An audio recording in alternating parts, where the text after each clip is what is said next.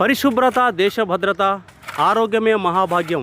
100 సంవత్సరాల చరిత్ర గల ఉస్మానియా యూనివర్సిటీలో పనిచేసే హాస్టల్లోని ఎంప్లాయీస్లు ఉస్మానియా యూనివర్సిటీలో ప్రతిరోజు ఎండాకాలం మార్నింగ్ 6 నుంచి 9-10 o'clock వరకు క్లీన్ అండ్ గ్రీన్ కార్యక్రమాలు చేస్తుంటారు.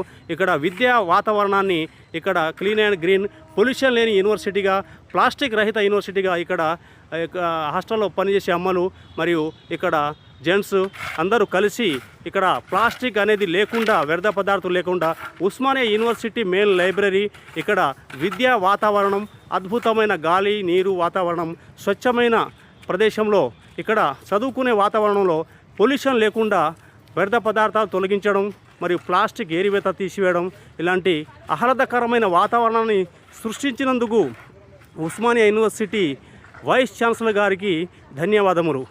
ప్రతిరోజు ఇక్కడ ఉస్మానియా యూనివర్సిటీని ఒక అద్భుతమైన వాతావరణాన్ని ఏర్పాటు చేసేందుకు ప్రతిరోజు కృషి చేస్తున్న వర్కర్స్కు మరియు ఇక్కడ హాస్టల్ వార్డెన్స్కు, వివిధ శాఖల ప్రోత్సహిస్తున్న అధికారులకు వారికి ధన్యవాదములు.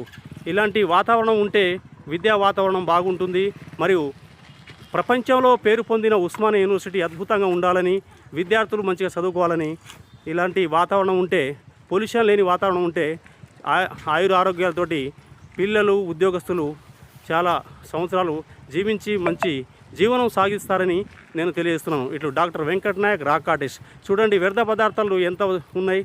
ప్రతి ఒక్కరూ బయట నుంచి వచ్చే వ్యర్థ పదార్థాలు ప్లాస్టిక్ డస్ట్బిన్లో వేయండి.